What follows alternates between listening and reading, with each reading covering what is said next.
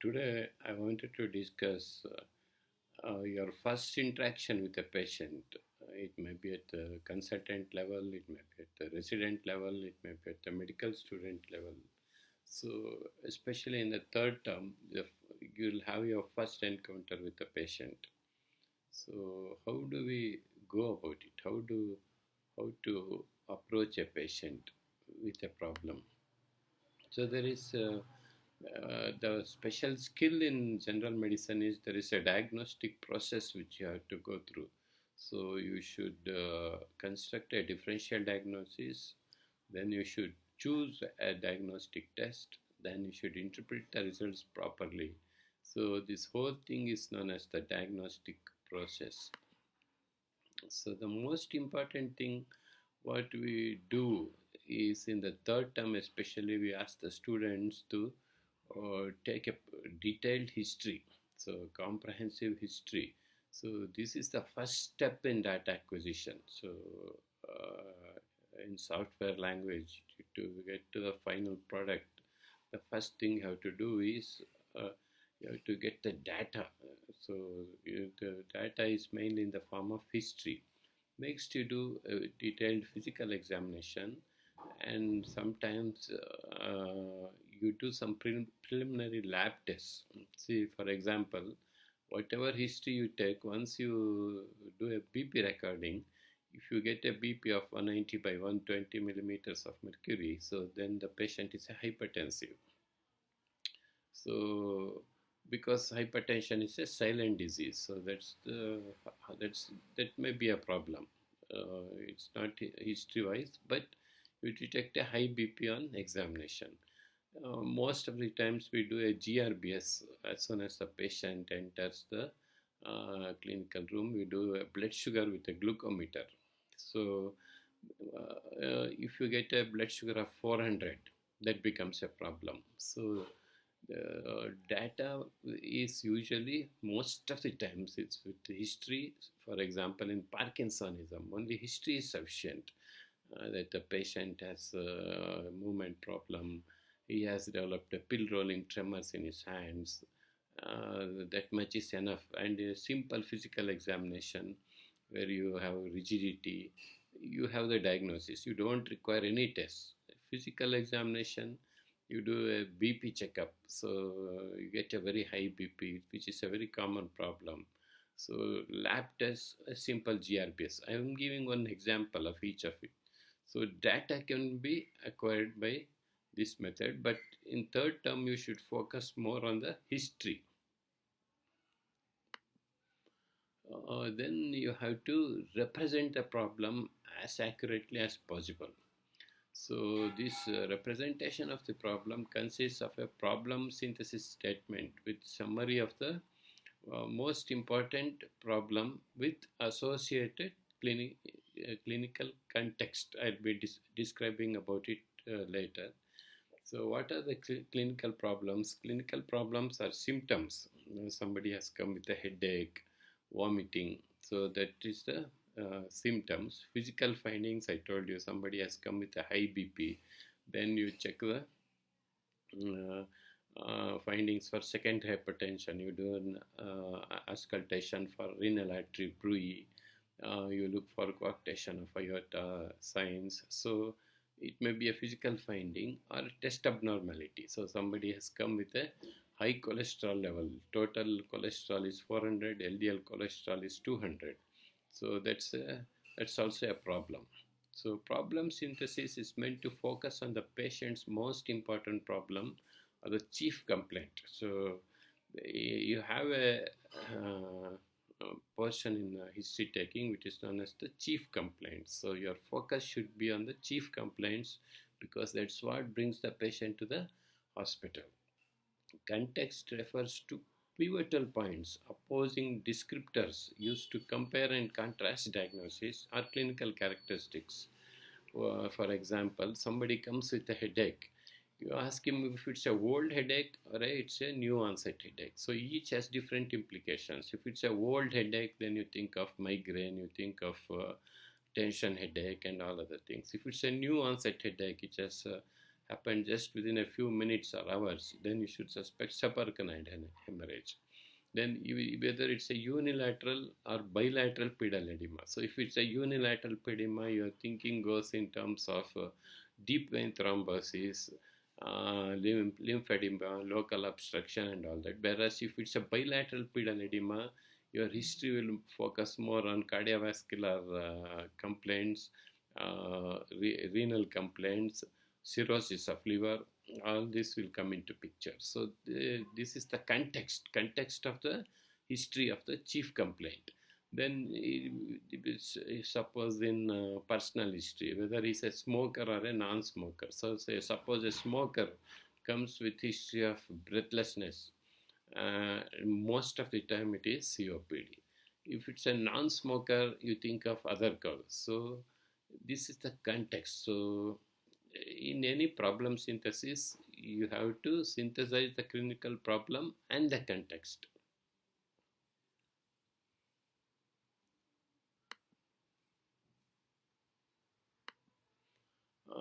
Then you should frame a differential diagnosis. So even in medicine, there is a process.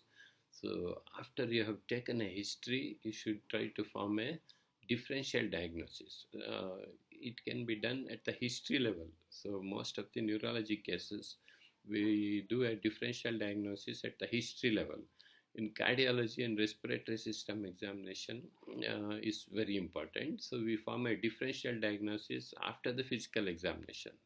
So this differential diagnosis should be comprehensive and it should be framed. That is, it's a process involved in making a differential diagnosis. So what is the framework to develop, organize and remember the differentials? So you can go by anatomical framework. So suppose take the example of chest pain. So the chest pain, the reason may be in the chest wall, it may be in the pleura, it may be in the lung parenchyma, it may be the heart or the esophagus. So there is a framework. So chest pain, chest wall causes such as trauma or a costochondritis, pleuritic causes like pleurisy, lung parenchymal problems such as a mass in the lung, heart such as ischemic heart disease, esophagus, reflux esophagitis. So any of it may be causing a chest pain. That is the anatomic framework. Next is the organ system framework.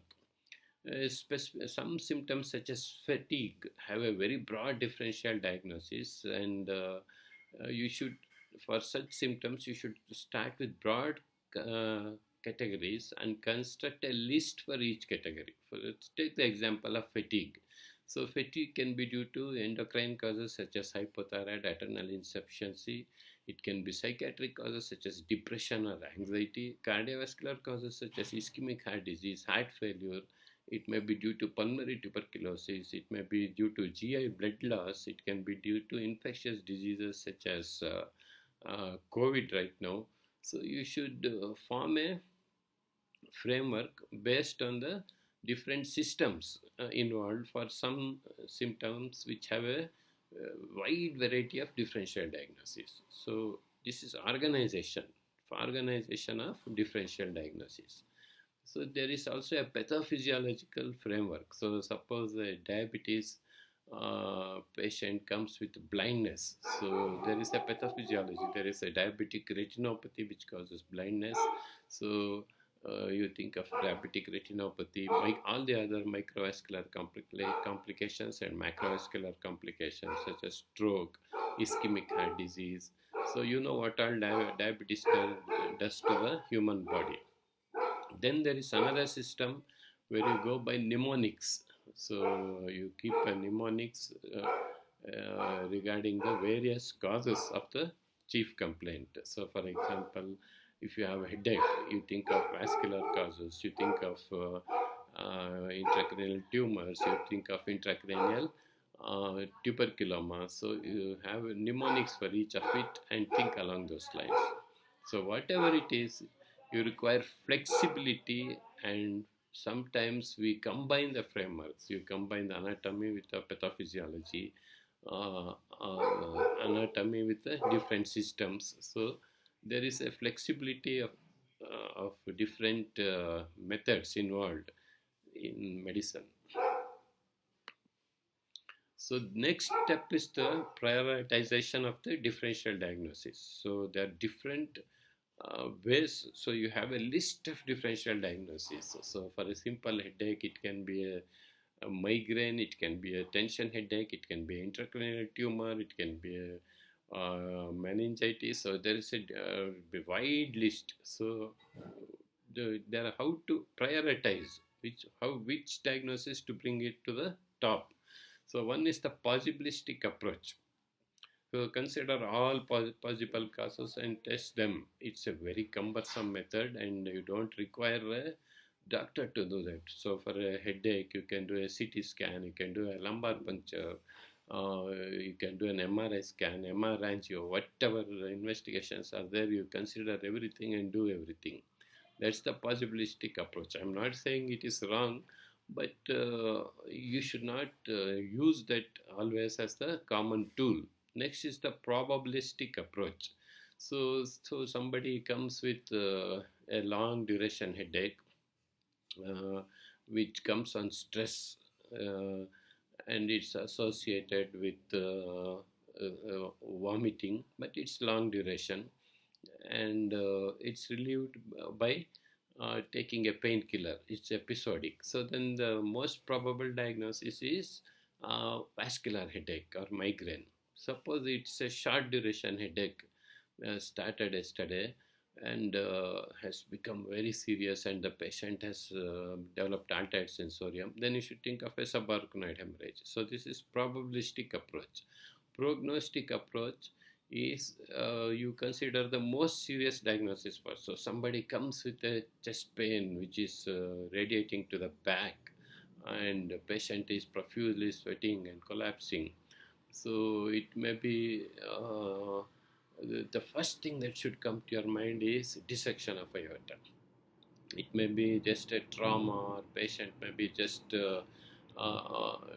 feigning symptoms, but the first thing you do is you should consider the most serious diagnosis, because if you don't do that, the patient will die. So that is the prognostic approach. Pragmatic approach is, suppose somebody comes with cough, is coughing from the past 1 month. There is no fever. So there's lot of allergy. Suppose in Bangalore, where there is lot of allergy and pollution and dust. So you put him on a bronchodilator. So the cough goes away. So that is a pragmatic approach. So what we physicians do is, with experience, we combine probabilistic, prognostic, and pragmatic approaches. We combine all the three. So by combining all the three, we generate a leading hypothesis, must not miss hypothesis, and other active alternates. So three things we have at the end of history and physical examination: a leading hypothesis, must not miss hypothesis, and other active alternates. So what is leading hypothesis? For to come to a leading hypothesis, the prerequisite is knowledge of pivotal points. That's where the reading of textbooks is important. So you open the textbook, read a chapter on ischemic heart disease. You know, this is the typical textbook presentation: just a retrosternal chest pain radiating to the left arm, associated with sweating and vomiting. Minimal exertion aggravates the pain. So that's where your textbook reading comes in. Then with this knowledge, you come to a pre-test probability. Suppose a 70-year-old man comes with retrosternal chest pain which radiates to the left arm. He's a smoker, he's a diabetic, he's a hypertensive. Then the pre-test probability of it being a ischemic chest pain or a myocardial infarction is quite high. And there are certain diagnostic fingerprints for to make a diagnosis.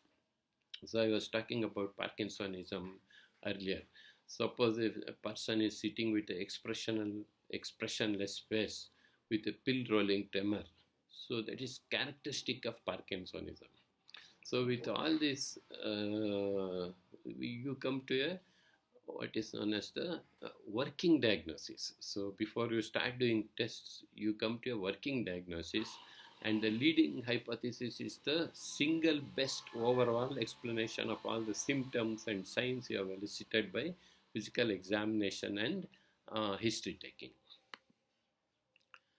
Then you have, as I was telling you, the prognostic approach, you should select the must not miss hypothesis. So you should have a prerequisite for this is you should have a list of life-threatening diseases where if you don't act immediately that the patient is going to die or lose his limb or part of a body. So what are they? So suppose somebody comes with excruciating pain in the lower limb. He's a smoker, he's a diabetic. So you should not think that it is a pain related to a bone, joint or anything. You check the pulse, pulse is absent. Then it's an ischemic limb and it requires immediate intervention.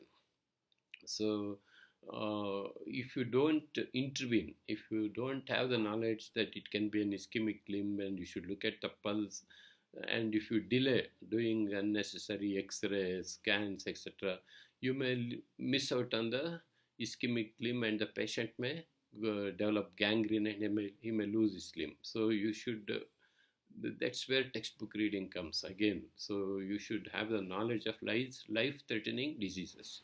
So it is not in any condition. So if there is chest pain, it's always not ischemic heart disease. But because ischemic heart disease is serious and treatable, you should always rule out ischemic heart disease in any patient who comes with chest pain. So you do a simple ECG, you do cardiac enzymes, and you have to diagnose if at all if the patient is having ischemic heart disease without failing. So most of the time these diseases are quite common, and I have told you the consequences of missing out the diagnosis of dissection of aorta, ischemic limb, or a ischemic heart disease. So next what you have to do is you have to do test your hypothesis. So with the history, physical examination, you have constructed a differential diagnosis. There you have a leading hypothesis, you have a must not miss hypothesis, then you have other active alternates. So example, somebody comes with a chest pain. So you have a leading diagnosis is ischemic heart disease. Suppose the pain is very acute and radiating to the back, must not diagnosis is dissection of aorta. But the other conditions also can cause a similar type of pain. Suppose somebody has developing herpes along a dermatome in the chest, even that can cause severe pain, very severe pain. So you require certain diagnostic tests. So what I have seen and what pains me most is these diagnostic tests are ordered as packages, renal profile, cardiac profile, thyroid profile, endocrine profile. It's very, very irrational. So before ordering a test, you should have some knowledge about the pre-test probability of the disease. You should have the knowledge of the sensitivity, specificity, and the likelihood ratios of the test. How to interpret these test characteristics? So suppose you order a test and if it comes abnormal, how do you interpret it? That also is very important. That's what you should focus when you are reading pathology, microbiology, biochemistry, or that you should try to interpret what is the, if the test is abnormal to some extent, what is the interpretation? If it is totally abnormal, what is the interpretation? So what conditions can cause the abnormal test? And the last part is you determine the post-test probability using pre-test probabilities and likelihood ratios. So this is COVID season. Suppose somebody comes with fever, dry cough, breathlessness, so which has developed acutely over past 4 to 5 days. So the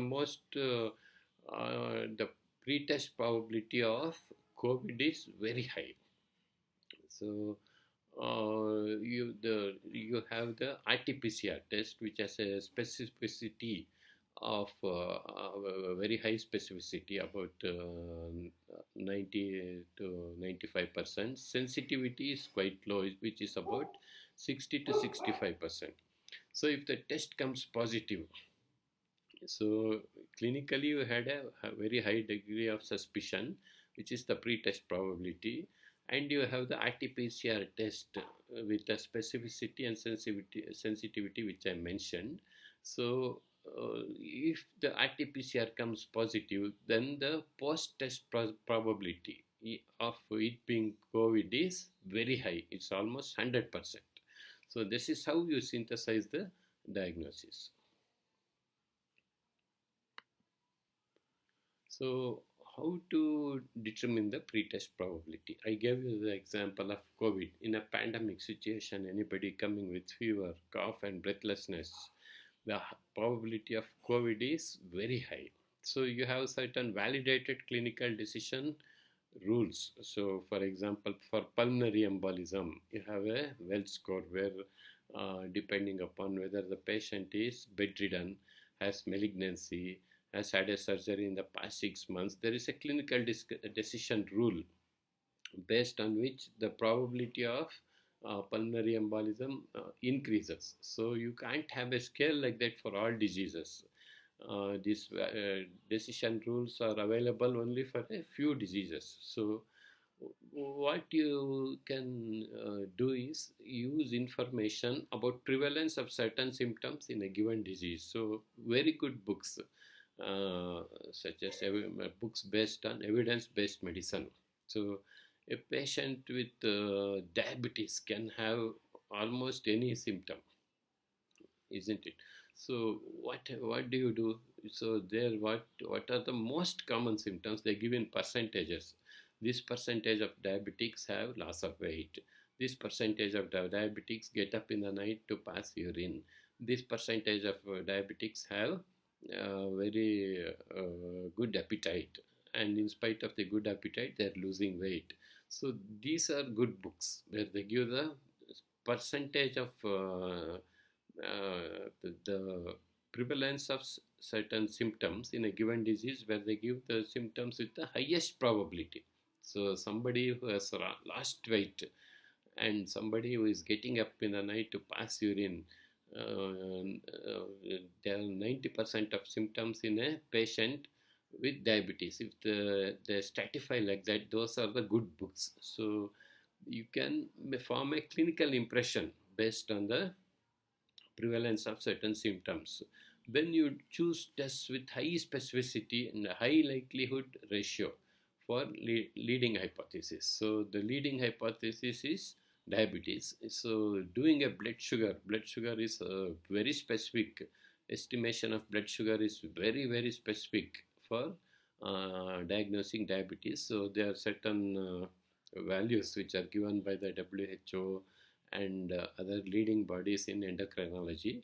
So if the sugar is beyond a certain cutoff in fasting, in postprandial state, so then you make a diagnosis of diabetes. That's the leading hypothesis. Suppose you do that and still the blood sugars are normal, then you should look for exclude alternates with high sensitivity. So suppose a patient who has comes with history of passing lot of urine, you do a blood sugar, but blood sugars are normal. You do a GTT, it is normal. Then you should consider active alternates such as diabetes insipidus, and you do tests to detect that, which have a very high sensitivity to detect diabetes insipidus. So that's how you go about doing the tests. So this is the 2 by 2 table which you will be reading in biostatistics classes.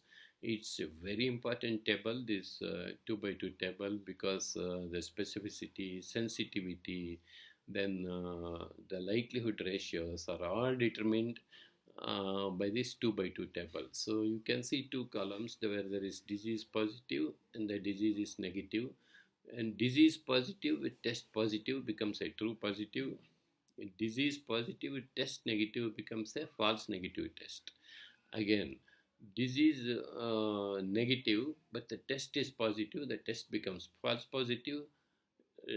disease is negative, but and the test is also negative, so the test becomes a true negative test. So this is how you characterize the test: true positive, or a false positive, or a false negative, or a true negative. So you have terms such as sensitivity and specificity, which I have told for COVID diagnosis of COVID. I have told RT-PCR, which is highly specific, but the sensitivity is somewhere around 60 to 70%, but the specificity is quite high. So what is this? Sensitivity is the percentage of patients who have the disease and who have a true positive test result. So you have a true positive test result, that is sensitivity. What is specificity? You have the these are always given in percentages. Sensitivity and specificity is given in percentages. So this specificity is the percentage of patients without disease who have a true negative result. So that is specificity. Obviously, only the test specificity, sensitivity is not enough to make a proper diagnosis. So that's what I always keep telling. The patient is important. The test, it may be a faltu lab. The technician may be not in his right mood that day, or the reagent may be faulty. So always you should consider the patient. Patient is the most important aspect in making a diagnosis. Tests along with patients, the symptoms, what are the symptoms and signs in the patient, make a proper diagnosis. So positive, like these likelihood ratios are more what to say, accurate or more nice as compared to specificity and sensitivity of the tests, because they also consider the pre-test probability of a disease. So as I was telling earlier, somebody with a history of diabetes, somebody with a history of polyuria, polyphagia, loss of weight, so the pre-test probability of diabetes is quite high. So positive likelihood ratio tells you how likely a test result is true positive rather than a false positive. With this background, if you do a likelihood, if you do a test such as blood sugar, so this, if you do a fasting and a postprandial blood sugar, so the likelihood ratio of the test is very high. So positive likelihood ratio is sensitivity divided by 1 minus specificity. So it is significant when more than 10. So when the positive, this is a ratio. So you do a, or you see the sensitivity of doing a blood sugar, 1 minus specificity of doing a blood sugar. So and you get a positive likelihood ratio. If it is more than 10, then the chances of the disease being diabetes is quite high. I have told a very simple diagnosis, but this can be applied to even complex diagnosis where you have diagnostic dilemma such as multiple sclerosis. There are so many diseases in medicine where there is a diagnostic dilemma, and as you can see, there are so many labs which do so many tests. So where your role comes is in determining the pre-test probability. So there are labs which give tests with defined sensitivity and specificity. Pre-test probability can only be gained by you, by your history, by your examination. You get the pre-test probability. Then you have a negative likelihood ratio. It tells us how likely is that a test result is false negative rather than a true negative. So it is always in the negative. So likelihood ratio, negative likelihood ratio is determined by 1 minus sensitivity divided by specificity. So if the likelihood ratio is less than 1.01 or 0.02, then it is highly significant. Suppose somebody comes with history of cough since 3 days, fever and cough since 3 days. So this is an acute problem. Suppose you do a sputum for AFB in that patient. So the pretest probability is less, and the chances of the sputum for AFB coming positive is very, very low. So this is a classic example of how to choose a test based on the likelihood ratio. So you suppose somebody coming with a true 3 days history of fever and cough, the more important thing test would be a chest X-ray. Or if you want to do a sputum examination, sputum for gram stain, that would be more.